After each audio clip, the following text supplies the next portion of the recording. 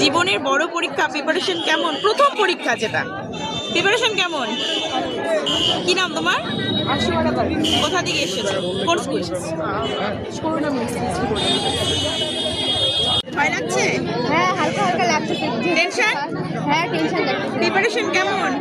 ভালো, আলহামদুলিল্লাহ। কি নাম? সুমাইয়া। কোন স্কুল? আমি এদিনই প্রিন্টার বর্ণবাই থেকে এসেছি। কোথায় বাড়ি? আমার বাড়ি বর্ণরিতে। না, ভয় কেন লাগবে? পরীক্ষা দিতে এসেছি, ভয় কেন লাগবে? প্রিপারেশন কেমন?